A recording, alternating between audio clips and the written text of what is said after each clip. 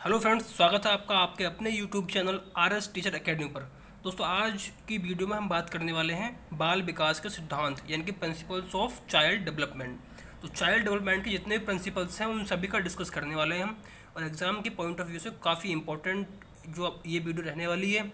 ठीक है, तो एक एक जो प्रिंसिपल्स को आप अच्छे तरीके से याद कीजिए ताकि एग्ज़ाम में आपका कोई भी क्वेश्चन छूटने ना पाए। ठीक है, तो चलिए स्टार्ट करते हैं।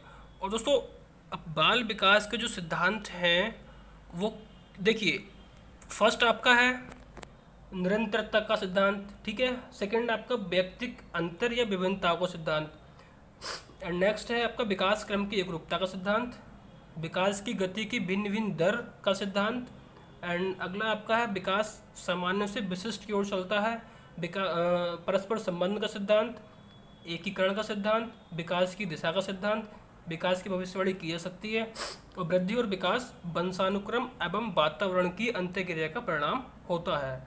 ठीक है, तो ये कुछ मेन जो सिद्धांत हैं बाल विकास के उसको हम पढ़ने वाले हैं। उसी के साथ साथ इन सिद्धांतों का शिक्षा में महत्व क्या है उस पर भी हम फोकस करेंगे। ठीक है, तो चलिए शुरू करते हैं अपना पहला सिद्धांत, जो कि है निरंतरता का सिद्धांत। इसका अर्थ है कि विकास एक निरंतर चलने वाली प्रक्रिया है जो गर्भावस्था से शुरू होती है और मृत्यु तक चलती है। देखिए, विकास जो है एक निरंतर चलने वाली प्रक्रिया है। जब बच्चा गर्भ में होता है उसी समय ये प्रक्रिया शुरू हो जाती है, और जब तक व्यक्ति की मौत होती है तब तक ये प्रक्रिया चलती रहती है। तो हम कह सकते हैं कि जो विकास है वो निरंतर चलने वाली प्रक्रिया है। ठीक है, फर्स्ट आपका जो प्रिंसिपल था वो क्लियर हुआ। सेकंड आपका प्रिंसिपल है वैयक्तिक अंतर या विभिन्नताओं का सिद्धांत। इसकी अगर हम बात करें तो इसका अर्थ है कि प्रत्येक बालक का विकास भिन्न भिन्न हो सकता है, अर्थात किसी बालक का विकास तीव्र, किसी का धीमा, किसी का उच्च तो किसी का निम्न। यानी कि जो विकास है बालकों में वो विकास का जो वो भिन्न भिन्न होता है। ठीक है, किसी बालक का भाई विकास जल्दी होता है, किसी का थोड़ा धीमा होता है। तो इस तरीके से विकास जो है सभी बच्चों में समान रूप से नहीं होता है। तो ये एक वैयक्तिक भिन्नताएं होती हैं हर एक बच्चे के अंदर, तो उसी को हम सेकंड आपका जो प्रिंसिपल है वो यही है। ठीक है, और अब चलते हैं आपका नेक्स्ट जो प्रिंसिपल है वो है विकास क्रम की एक रूपता का सिद्धांत। विकास क्रम की एक रूपता का सिद्धांत, इसमें अगर हम बात करें तो इसके अनुसार विकास का अपना एक क्रम होता है, एक क्रम होता है जो बदला नहीं जा सकता, और सभी बालकों का विकास इसी क्रम में होता है। जैसे कि अगर एग्जाम्पल की हम बात करें तो जो बालक हैं वो कोई से भी बालक हो, ठीक है, प्रत्येक बालक पहले रोता है, मतलब पहले रोना सीखता है वो। ठीक है, फिर थोड़ी थोड़ी ध्वनि उत्पन्न करना सीखता है, वो थोड़ी आवाज़ें निकालता है, फिर वाक्य थोड़े बोलना शुरू कर देता है, फिर पूरे वाक्य बोलना सीखता है। कोई भी बच्चा पहली ही अवस्था में वाक्य नहीं बोल सकता। यानी कि जो क्रम है विकास की एक रूपता का क्रम, यानी कि बच्चे जो सारे बच्चे इसी क्रम से सीखते हैं। पहले रोना, थोड़ा बच्चा रोना सीखता है, फिर धीरे धीरे थोड़ी ध्वनि उत्पन्न करना सीखता है, आवाज़ें निकालना शुरू सीखता है, फिर धीरे धीरे वाक्य बोलना वो शुरू करता है। तो ये जो क्रम है ये प्रत्येक बालक में समान होता है। ठीक है, नेक्स्ट आपका जो प्रिंसिपल है उसकी अगर हम बात करें तो ये होता है विकास की गति की भिन्न भिन्न दर। भाई विकास की गति की भिन्न भिन्न दर, इसका अर्थ है कि बालक की विकास की विभिन्न अवस्थाओं पर विकास की गति भी बदलती रहती है। जैसे कि शैशवावस्था में ये गति तीव्र होती है, उसके बाद धीमी होने लगती है, और फिर किशोरावस्था में फिर से तीव्र हो जाती है। यानी कि जो विकास की गति है बच्चा की जो अवस्थाएं होती है ना, तो उन अवस्थाओं पर भी डिपेंड करती है कि भाई किस अवस्था में बच्चे की जो विकास है वो अधिक हो रहा है, किस में कम हो रहा है। तो यही जो सिद्धांत है विकास की गति की भिन्न भिन्न दर, यानी कि जो अपना विकास है उसकी गति जो बच्चे की अवस्थाएं होती हैं उसमें अलग अलग होती है। ठीक है, नेक्स्ट आपका जो प्रिंसिपल है विकास सामान्य से विशिष्ट की ओर चलता है। फिफ्थ आपका जो प्रिंसिपल है विकास सामान्य से विशिष्ट की ओर चलता है। इसका अर्थ ये है कि बालक शुरू में किसी भी क्रिया के सामान्य रूप को सीखता है, उसके बाद विशिष्ट।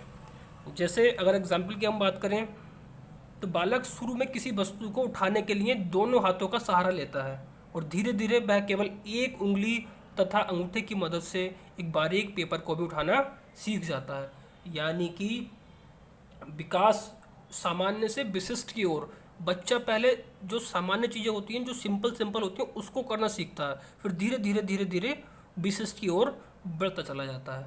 ठीक है। नेक्स्ट आपका जो प्रिंसिपल है परस्पर संबंध का सिद्धांत, इसकी अगर हम बात करें तो इसके अनुसार सभी प्रकार के विकास जैसे शारीरिक, सामाजिक, संज्ञानात्मक, संवेगात्मक आदि एक दूसरे से संबंधित होते हैं। यानी कि जो विकास है बच्चे के, जैसे शारीरिक हो गया, सामाजिक हो गया, या संज्ञानात्मक या संवेगात्मक, ये सारे के सारे विकास एक दूसरे से संबंधित होते हैं। फॉर एग्जाम्पल अगर हम बात करें, मान लीजिए किसी बच्चे का शारीरिक विकास थोड़ा कम है, या शारीरिक विकास शारीरिक रूप से वो कमज़ोर है, तो हो सकता है कि वो संज्ञानात्मक रूप से भी कमज़ोर हो। यानी कि अगर उसका एक पक्ष थोड़ा कमज़ोर हुआ तो उसका इफेक्ट दूसरे वाले पक्ष पर भी पड़ सकता है। तो ये होता है सामाजिक इस परस्पर संबंध का सिद्धांत। ठीक है। नेक्स्ट अगर हम बात करें तो नेक्स्ट आपका जो प्रिंसिपल आता है वो होता है एकीकरण का सिद्धांत। एकीकरण के सिद्धांत की अगर हम बात करें तो इसके अनुसार बालक पहले संपूर्ण अंग को फिर अंग के भागों को चलाना सीखता है। जैसे एक बालक पहले पूरे हाथ को, फिर उंगलियों को, और फिर हाथ व उंगलियों को एक साथ चलाना सीख जाता है।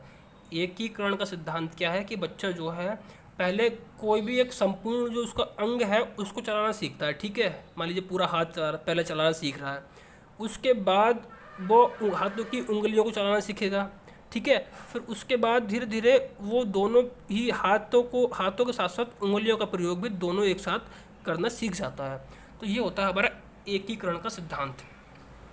नेक्स्ट प्रिंसिपल की अगर हम बात करें तो ये है विकास की दिशा का सिद्धांत। विकास की दिशा का सिद्धांत, इसके अनुसार विकास जो है वो एक दिशा में चलता है। ठीक है। एक दिशा में चलता है, यानी कि देखिए इसके दो भाग हैं, मस्तानुन्मुखी नियम और सेकंड आपका निकट दूर नियम।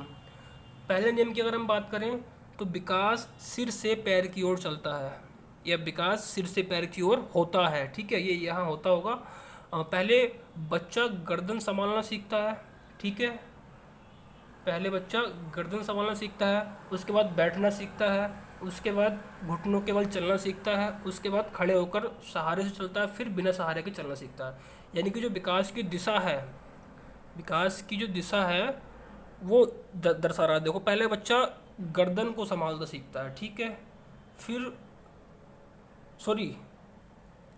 विकास सिर से पैर की ओर होता है ना। ठीक है। विकास जो है वो सिर से पैर की ओर हो रहा है। देखो पहले बच्चा सिर की तरफ अगर बात करें तो गर्दन चलाना सीख रहा है। ठीक है। गर्दन को संभालना सीखता है बच्चा पहले, उसके बाद फिर वो थोड़ा बैठना सीखता है, मतलब थोड़ा गर्दन से पार्ट से थोड़ा नीचे आएंगे तो यहाँ बैठना सीखता है।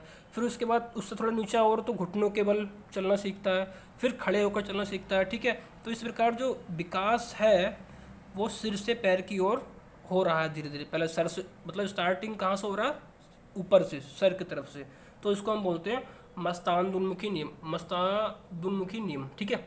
सेकंड आपका है निकट दूर नियम। निकट दूर नियम क्या है, इसके अनुसार रीढ़ के पास के अंगों का विकास पहले और दूर के अंगों का विकास बाद में होता है। जैसे पहले कंधे का, फिर हाथ का और फिर उंगलियों का।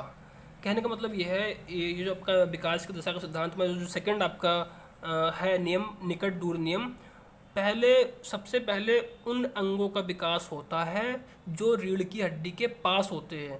ठीक है।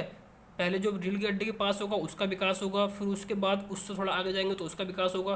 तो इस तरीके से ये निकट दूर नियम, पहले निकट वाली चीज़ें फिर उसके बाद दूर वाली, तो ऐसे विकास चलता है ये। ठीक है। तो जो आपका प्रिंसिपल 8 था वो यही था कि विकास की दिशा का सिद्धांत। इसके अनुसार आपका 2 ये आपके नियम हो गए, और इस नियम में ठीक है आपने सब कुछ देख लिया है। चलिए चलते हैं नेक्स्ट पॉइंट पर, जो कि आपका प्रिंसिपल है विकास की भविष्यवाणी की जा सकती है। विकास की भविष्यवाणी की जा सकती है।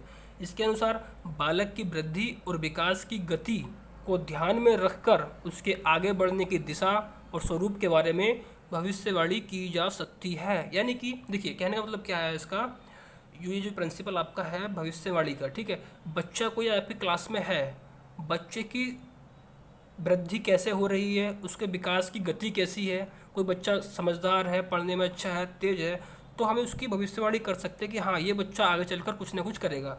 तो उसके जो विकास है या कुछ ना कुछ उसमें विकास होगा, तो विकास की आप भविष्यवाणी कर सकते हो। ठीक है। सेकंड आपका जो जो अगला जो आपका प्रिंसिपल है उसका नाम है वृद्धि और विकास वंशानुक्रम एवं वातावरण की अंत्यक्रिया का परिणाम होता है। यानी कि बालक का विकास कैसे होगा, यह इस बात पर निर्भर करता है कि उसे उसके माता पिता से वंशानुक्रम में कैसे गुण मिले हैं तथा वह कैसे वातावरण में रह रहा है। देखिए, जो आपकी आनुवंशिक गुण होते हैं ना, जो आपके पेरेंट्स से आपको मिलते हैं, तो विकास इस पर भी डिपेंड करता है कि हाँ आपको वंशानुक्रम में आपके माता पिता कितने बुद्धिमान थे, कितने समझदार थे, उस पर भी डिपेंड करता है। और वातावरण, आप किस वातावरण में रह रहे हैं, आपका आसपास का वातावरण कैसा है, उस पर भी डिपेंड करता है। ठीक है।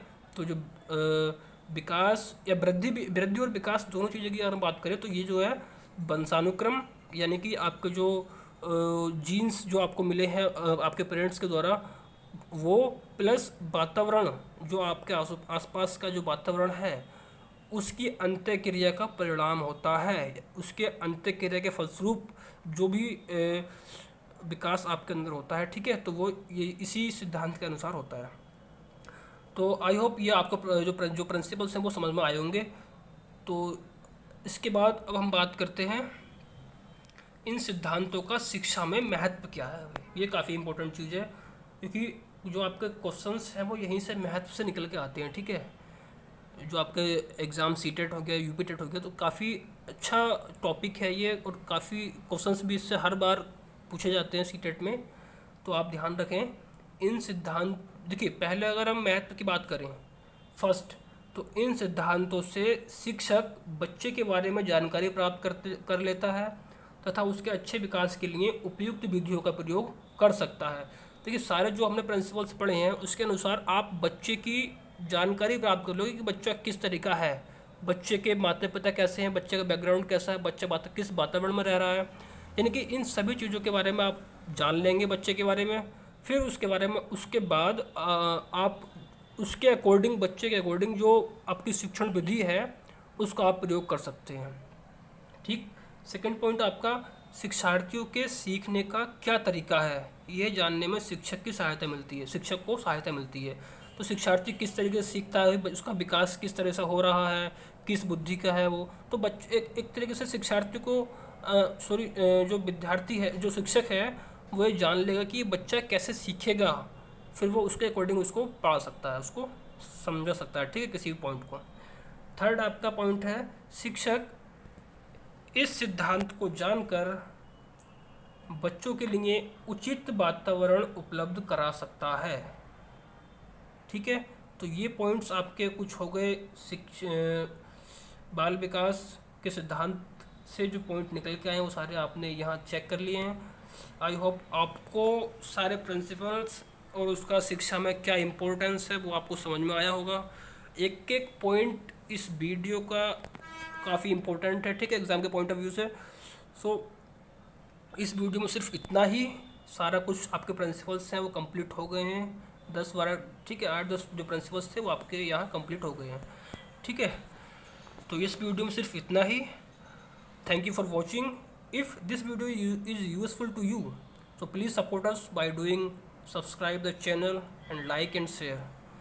ठीक है, मिलते हैं एक अगली वीडियो में एक नए टॉपिक के साथ।